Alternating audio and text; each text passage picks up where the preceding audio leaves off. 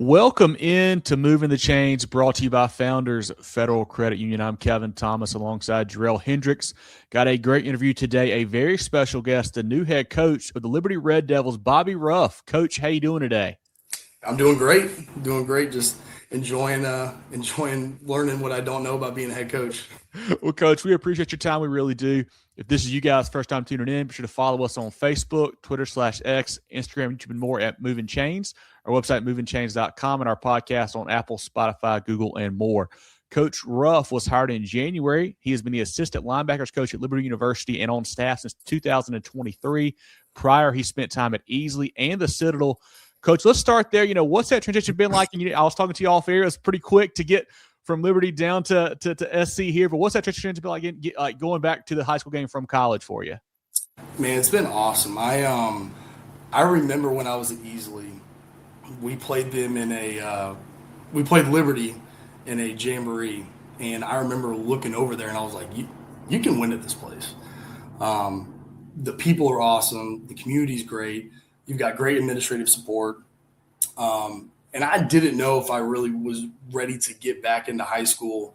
And then about, midway through the year, there was some rumors that potentially, this job could come open. I don't know. I didn't really put any stock into it. And at that time, I really wasn't ready to come back to high school. And then you start to realize what's going on with the portal, and the amount of money that you're paying these kids. And it just didn't align with, what I wanted to do anymore. And so I applied for the job, get offered the job, and it's been phenomenal. I mean, the administration here, the people, the other head coaches within the building, our head basketball coach, Brendan Marcell's awesome. But the transition, because I have such great administrators, has been flawless. Coach, let's talk about your background a little bit. You're a young guy, but you got a ton of experience so far. It's kind of been a whirlwind, when I was doing a little research, looking at your background. But if you don't mind for the listeners, tell us how you've gotten to this point so far. Yeah, so I was very, very, very lucky to get introduced into coaching college football. I played football at West Ashley High School, played in the North-South game, was all-state. I was a terrible football player. I was just a good athlete. And so I get offered a scholarship to Charleston Southern. Coach Chadwell just got the job. And so I get that. I commit on the spot, go there for 4 years, and got to learn under, obviously, Coach Chadwell, Willie Korn, Newland Isaac, Josh Miller, Chad Staggs, and got to be around a lot of great coaches. And I knew I wanted to be a coach. I just didn't know what level yet. And I graduated in 2017, 2018, 2017, after the season, I get an internship. I have to get an internship for a class. And I was thinking about maybe going the strength and conditioning route. And so I applied to, an internship at the Citadel, which that's also our crosstown rival. And Donnell Boucher was the head strength coach. He saw that I applied. I interviewed with him, and I was a strength and conditioning intern for about 2.5 weeks. And I was working with the football team. Now, it was also kind of weird because we had just played them 3 years, in a row, and we beat them. And now I'm out there coaching. I'm kind of like, I don't know about this now. And so I had a really good positive experience with those guys. And Coach Brent Thompson was the head coach, and he offered me a GA spot. Blake Harrell, the head coach at ECU, he was the defense coordinator. The safeties coach is Joel Taylor. He's now the head coach at Mercer. So I got to learn from a lot of future head coaches at the time. I did that. I did the GA thing for a year, and then I got offered to be a full-time assistant and coach tackles and tight ends in the triple option offense. I thought I didn't know anything about football, and then now I really didn't know anything about football. And so I coached tackles and tight ends in the triple option offense at 22 years old, and it was the best thing that ever happened to me. Being able to learn the offensive side of the game, work with the triple option, and be just around good developers and good teachers at the Citadel. And then I just I had a feeling. I was like, you know what? I need to go see what else is out there. And I never really thought about being a high school coach. I reached out to Jordan Dura, and I said, hey, I don't know if you guys are looking for a defense coordinator or not. He said, yeah, we actually are. Who's interested? And I said, well, I am. He said, well, let's get on an interview or a Zoom. So I did that. 2 days later, offered me the job. And again, I was in Charleston, told the head coach, hey, I'm going to go be a DC in the upstate at a high school. And then 2 days later, I moved up there, took about a $30,000 pay cut, and was basically working for free, not getting paid from the school district for about 4 months. So I did that for 2 years. Was the obviously the DC with Sam Houston, who's now the head coach, and he and I are best friends. He's awesome, and we used to just throw ideas off each other, and it was some of the most fun times I've ever had coaching football. And then I got the opportunity to go with Coach Chadwell to Liberty after he left Coastal, and I told Coach Dura, man, I'm only going to leave unless Chadwell calls me or I get a head coaching job in high school that I just can't turn down. And so Chadwell called me, offered me the job. He was like, hey, I don't have a coaching position right now, but I'm going to have one. I'm going to hire you as the assistant director of player personnel and work in recruiting. Did that for about 2 weeks. And then I was the assistant defensive line coach, took a job, and I was asked, hey, do you want to do that? I said, absolutely. So I worked with Coach McGee for 2 years. We went to the Fiesta Bowl in 2023, played Oregon. That was an experience. Bo Nix and, Bucky Irving and all those guys, a bunch of first-round draft picks, and you just got a bunch of good old boys from Lynchburg, Virginia trying to come up there and compete. But it's been a great experience. There's no reason that I'm here by myself. I have done nothing. I've had a tremendous support from coaches, my parents, just a bunch of people that poured into me and believed into me. And at the end of the day, it was them that helped me get this job, and to make me the type of person that was ready to be a head coach at a young age. Coach, how is the staff shaping up? Is it fully in place? You're still hiring a couple guys, or how is that looking so far for you? Yes, we've got everybody hired right now. I got hired January 17th, moved down, basically 48 hours later. And I have a lot of adjunct coaches, but I had to fill about 2 spots in the building. And so I had to get a little creative with, what were the needs, who wasn't coming back, who was on staff that I wanted to keep. And I ended up just saying, I want to be able to evaluate everybody on a fair basis. I had some guys that I want to bring in, but I also had to have jobs available for them. So I ended up hiring. My first thing was you got to have a phenomenal strength coach and you got to have a good O-line coach. So those are my first 2 hires. So I hired Chase Owens. He was the O-line coach for Woodmont for the past about 5 years. And then I hired Chase Duncan, who is currently the athletic director and strength coach and defense coordinator at 96 High School. So those were the 2 main hires I had to knock out because I had already retained one of the guys and made him the offense coordinator. His name's Noah Lupton, and he was the quarterbacks coach, and then he was the JV offense coordinator, and he's going to be a head coach one day. He's awesome, just extremely bright. I'm going to call the defense. And I'm going to coach linebackers along with Chase, but I'm going to let him own that room so I can be able to walk around and not neglect, special teams and offense. Retained everyone else, and then had to bring in a receivers coach from Christchurch. His name's Zach Odom. He actually went to Charleston Southern, and I had no idea we were there at the same time. So it was pretty cool to kind of see that connection. And then I hired another adjunct coach who's actually the director of the rec department. And his name's Josh Black. He's going to be our defensive ends coach. And so hiring him and being able to build everything from the ground up from the rec level, but also have the director of the rec program on my staff is huge. One, for development at that level, and the feeder program for the middle school up until, high school.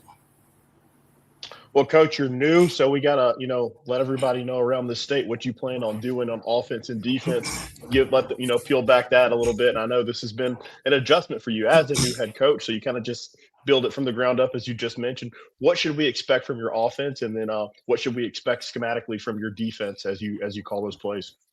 Yeah, so starting with defense, when I was at Easley, I tried to do way too much. Um, but one thing I take pride in is getting the guys to the football and arriving violently and being sure tacklers. So within the scheme, we can run whatever. We can be 4 down, 2 high, 3 down, 1 high, play ripless match, all this different stuff, bracket coverage. But at the end of the day, if we don't get our cleats in the dirt and have our eyes on the right stuff and get to the football in a bad way, then it doesn't matter. But primarily, I want to be a 4 down team and want to be a mixture between man-to-man and 2 high principles. So playing some palms coverage, being able to manipulate where the 7th hat and the fit is coming from, but also being able to get into a 1 high defense and, being a 1 gap defense. And then on offense, we're going to run the football. You got to be able to run the football, but you also got to be able to score points. And you have to run an offense that not only is sound schematically, but is exciting for the kids to play in. And so we're going to create a culture on offense, on defense, and on special teams to get buy-in of what that specific unit looks like. So, and I've taken a lot of the stuff that I had from Liberty University to Liberty High School. Like our offense is going to be strike team 6, so the playoff of the SEAL team 6. Our defense is going to be the Red Swarm. And then our special teams is going to be the Spark. And so I want to create an identity of, where are you getting playing time? If it's not what you want on offense, if it's not what you want on defense, make an emphasis on special teams and an emphasis of being a 4-core guy. Like being on all 4 special teams, like that's a privilege. But on offense, we want to run the ball. You got to be able to run the ball to dominate the line of scrimmage, to open up the vertical passing game. But you've got to be able to manipulate what the defense is doing and getting your quarterback clear and easy access throws to be able to put your athletes in space, create one-on-one matchups, and then at the end of the day, who's tougher, who's more mentally tough to win at the point of contact. You mentioned you've been around some really, really good coaches in your career at the high school and the college level. Who are some guys that you say, I guess, have been a big influence on you and you maybe kind of model your style after, even if it's not somebody you've been with, or maybe somebody at the college or pro level you've watched, but just who are some guys that really, you try to kind of emulate a little bit, I would say? It's kind of a mixture of Chadwell, Staggs, and Coach Thompson. They all have been extremely successful, but when I was a player, I was able to see firsthand Coach Staggs get the entire defense to play as hard as they possibly could. And so from that, that style of coaching where, you're not degrading anybody, but you're trying to get the best out of them. And ultimately you're trying to piss them off to play as hard as they can, which Coach Staggs did a great job of. Chadwell is a culture just genius. He can get, 90 to 100 guys from all different walks of life, from all different states, from different backgrounds to come into a locker room and completely buy into the vision. He's done it at everywhere he's been. I'm a byproduct of it in college and was fortunate enough to coach, under him for 3 years, and seeing how he creates buy-in, but also puts it in the players' hands. Like, this is your team. This is how we're going to lead you guys. But at the end of the day, it's your team. If it's led by the coaches, we're not going to be great. If it's led by you guys, we're going to be elite. And then Coach Thompson, he just from being at a military school for so long, like he was, the structure, the details, how to run a physical practice whenever you might not have, the best of the best athletes like you potentially could have at Liberty University or any other school. So that style is kind of like high school. You don't get to pick and choose. You got to be able to do what's best for the players and what you got. And at the Citadel, yeah, you obviously recruited and you want to get the best you can possibly get. There's not a lot of 18-year-old freshmen that are 17-year-old high school seniors that are thrilled to, go to a military school. But he also did a great job in recruiting and selling the program and explaining what it'll do for you after you graduate and go into real life. And so I kind of take a little bit from each coach and try to mold my style of coaching off of those guys. Joel Taylor's another one. He's schematically just brilliant. Blake Harrell, now that he's the head coach at ECU, he was another guy. He's extremely good with culture and team building. And getting the guys to play for each other is the biggest thing. Coach, the biggest thing here that we like to highlight at Moving the Chains is the players, the Jimmies and Joes. Those who ultimately win the games, who make the program go and make you guys ultimately successful. As Kevin mentioned, you were hired early in the cycle in January, so you've been in the building. We know with spring sports and stuff like that, it can be hard to get your eyes on these guys, but they've been in the weight room this offseason. Who are some special players where you've looked at film or, just interacting with them that we should be on the lookout for this coming fall? Yeah, so we graduated last year about 14 seniors. And I knew whenever I took this job, I'm replacing Paul Sutherland. Like he's won a lot of games, and he's a phenomenal coach, a great person. He did everything he could, and it ultimately ended up winning 7 and 8 games in back-to-back years. So I'm not coming into a bad situation. I'm actually following a well-respected head coach that has tried to mold these kids into who they are now. We've got a really, really good young group of freshmen and sophomores that are going to be sophomores and juniors next year. One of the most athletic kids on the team is Zane Smith. He's going to play a little bit of everything for us. He can play running back. He can play post safety. He can play man-to-man on the outside corner. He can play outside linebacker and you bring him off the edge. He can play tight end because he's physical and will try to go knock your head off. But he's also about 5'10", 6 foot. On a good day, and it's his mentality of the way he treats the game and the way he practices and the way he plays. It's evident that he loves football. Cullen Spence is another one. He played JV for the majority or about half of the season last year, and then he got bumped up to varsity at middle linebacker and ended up being all region as a freshman, only playing about 5 games. And he's also a state champion wrestler. He's a freshman, so he's going to probably be a 4-time state champion wrestler. He's a great athlete. He's smart. He's tough. And we're going to lean on him as a leader at a young age, which is awesome. The other guys are Ryan Austin. I haven't been able to see him much at football. He runs track, but he's another up-and-coming sophomore. He's about, I'd say, touching 6'2", about $175, plays running back, runs a little too high, but if he gets vertical and, gets his pad squares the line of scrimmage, you're going to have a hard time catching him. And then we've got a young quarterback named Easton Bell who has got a chance to – he's going to be the future. Plays baseball, plays basketball. He might end up being the starting point guard next year. He's tiny. He's about 5'6". He's about 130 pounds. But you put a ping pong paddle in his hand and he's going to be the best. He's a competitor. He's an athlete. Smart as all get out. His brother Levante is going to play slot for us in some corner. He's really good. A lot of these guys are young, which is a really good thing. We have some returners on both sides of the ball. That's one guy is on the offensive line. We've got Damian Simmons. He was an all-region center last year. He also throws shot put and discus. Nick Bracken's another guy. He's about 6'5", about 300 pounds or so. Just got to get him in some yoga classes to be able to get a little more flexible. But overall, we've got a massive young group who's going to lead this program within the next couple of years, hopefully to some really good things. But my expectation year one, and I've told the guys, I had my parent meeting last week, I'm not worried about wins and losses this year. And that's hard for me to say as a football coach because at the end of the day, that's how I'm judged by not only the administration but by the community. But year one, I don't care how many wins or how many losses we have. There has to be a foundation that's laid. And if I don't do that and I don't make that important and the guys don't buy into it, immediate success is going to be my biggest kryptonite. These guys need to learn how to fail a little bit. I need to learn how to fail as a head coach. And I'm doing that every day.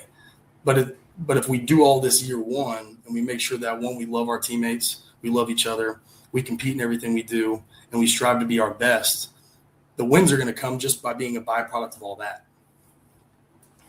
Coach, I feel like you kind of hinted at it earlier a little bit, but what was it about the Liberty job in particular that really stood out to you when it did come open that made you want to make that jump back to high school? Well, one, I love the upstate of South Carolina. I'm from Charleston, was born and raised there, played there, and coached there. And when I moved up here in Easley, there's just something different about the upstate. One, you got phenomenal football at all classifications. The Liberty job specifically is one, I'm never going to experience this again. I've got a principal in Johnny Garrett and an athletic director in Jonathan Dilworth and a head basketball coach in Brendan Marcel that we're all on the same page. We know what success looks like. We define it. We have an idea of what that is, and we're all aligned. And we have a vertical alignment between not only the principal, the athletic director, the head football coach, the basketball coach, all the head coaches. So there's a vertical alignment that I don't think I'll ever be able to find again, nor do I want to. I try to cherish it every day, that this is unreal. We're one of the only towns in the state of South Carolina that has a rec department that feeds directly into a primary school and an elementary school, that feeds directly into a middle school, that feeds directly into the high school. And we're a 2A program. So my biggest thing was trying to get everything and everyone involved and start at the rec level. You know, you look at every successful program in history in the state of South Carolina, all the way from Burns when Bobby Bentley was there, you know, what Dutch Fork's doing, Spartanburg schools, you know, Rock Hill, South Point, Northwestern, teams that have a lot of tradition. It starts with the young guys, because if you neglect the young guys, those are going to be your kids one day. You know, those are going to be who you're going to try to win ball games with. And we have that here, and it's exciting. You've got a community who's craving involvement. And I always tell people that the best way to get buy-in from everybody in the community is you got to be visible and accessible as a head coach and as a program. If they see you and you're accessible and they can come and talk and hang out and chop it up, that creates buy-in. And so our mantra is one town, one team, one Liberty. You know, we've got one town, we're all one team, and we're all one Liberty. And we've got a vertical alignment, not only with administration, but from the rec, the elementary, the primary, the middle school, and the high school. Coach, a little bit of a two-parter for you. Again, with you being hired early in this cycle, what kind of advantages did you think that you were able to have, especially as a new coach, a new head coach, with getting in there so early on campus? You know, what were you able to implement? And then the second part of that, with you getting in there early, were you also able to have any sort of input on scheduling? We know those contracts are kind of set in place at some places, but you know, with it being a realignment year, you were able to kind of do the new schedule this year. Yeah, so there was a lot of benefits from getting here in January. One, I was able to get to see the kids outside of just football. Like, I was able to see them in the hallways. I was able to see them at practice, at basketball, you know, now in track and baseball and soccer. So I get to sit there and watch them of how they compete, not in just football. It also gave me a lot of time to build a calendar, schedule out what I want practices to look like, spend time interviewing and hiring a staff, and also kind of learning the ropes of what I'm going to have to expect during the season. So I did a whole lot of backloaded things for the season during that time. Whereas if I were to get hired in March, you know, or April, you know, you have to expedite that process. But yes, I was involved with, I got to schedule everything. So we scheduled Seneca for week 1. We got Pickens week 2, Southside week 3, Walhalla week 4, and TR week 5. So in our first 5 games, they're all non-region opponents. And you got a 4A school, you got basically 3 4A schools and a 5A school. And so I wanted it to be tough. Now, I didn't want to just schedule teams that, you know, we think we can beat. I wanted us to play against good competition, you know, in bigger schools, and get our players to know that it doesn't matter who we play. It's all about competing versus ourselves. The opponent is faceless and nameless every single week. We're competing against ourselves to be our best. And the schedule will work itself out. Our region ended up setting up awesome travel-wise. You look at the region Liberty's been in the past 2 years. I mean, you're going from Blacksburg and Chesney and Landrum. Well, this year, I think our farthest game is 40 minutes away. And it's a good nucleus of teams, not only just in football, but in all sports. Coach, you got spring practice right around the corner here. What are you looking to learn from your group of guys in that time period? And there's one thing that you really kind of want to implement and kind of get going right off the bat there with them. I want to be able to see us compete. And I want us to physically and mentally be the most dominant team we possibly can. I believe in tough coaching. I believe in we're going to coach you hard, but we're going to love you harder. And if they know from a coaching staff that we love them as human beings and we want to relentlessly invest our time into the hearts and minds of these kids, they'll do whatever we can for us. So not only them being able to learn who we are, we get to learn how they process things, but being the most physically and mentally tough team we can possibly be. I tell the guys all the time, there's nobody that's going to have more fun than Liberty High School. We're going to go out there every day we practice, every day we train. I'm trying to blow the walls off this place with music and just create some excitement because at the end of the day, man, football is an emotional game, but it's a child's game. It's 120 yards long. It's 53 1/3 wide. You got hashes 17 and a half yards off the sideline, and it's played with a leather ball.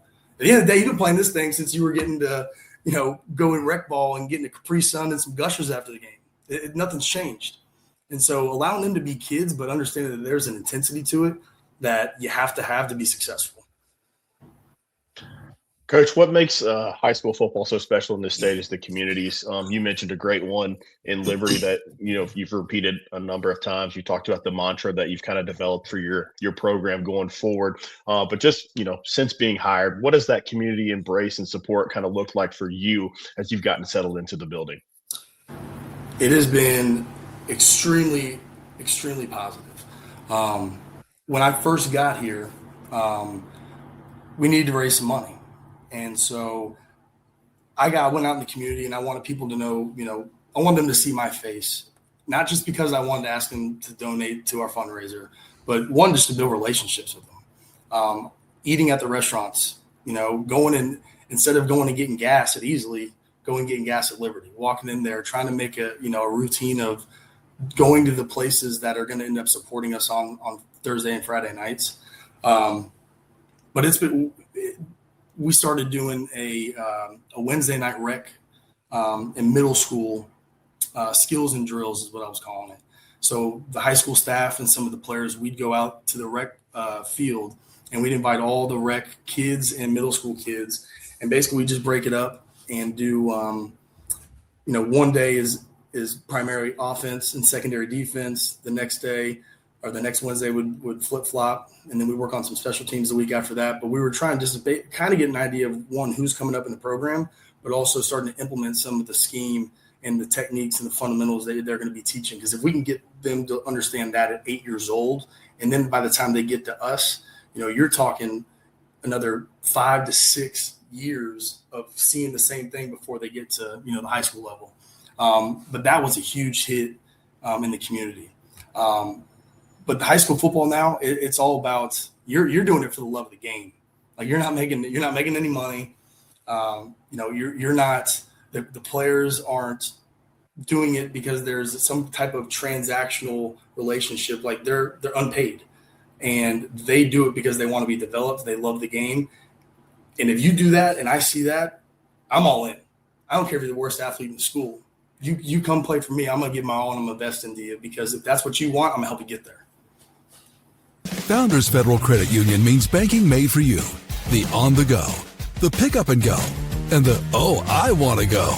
Because at Founders, we give you the financial tools that make every dollar work for you. For the little things to the big things. For your future and your peace of mind. We'll always stay grounded in our roots, but reaching beyond what you'd expect is where we'll always go. Find out what our members already know and enjoy a new way to bank Relax, you're with Founders. Got a couple easier ones for you, Coach, where let's go today. Maybe it's in your home office on a home game or on the bus to an away game. But what's on your pregame playlist as you get ready to take the field on Fridays? Man, there's one that I just every time I'm a big Jeezy fan. Okay. So I love Jeezy, and so I've got Bottom of the Map is probably one of my favorite songs. Just because, it gets me fired up. Put On is another one. We're going to come out to that this year for our games. And then I like old school rap too, man. Like I like Nate Dogg, Tupac, Biggie, Exhibit.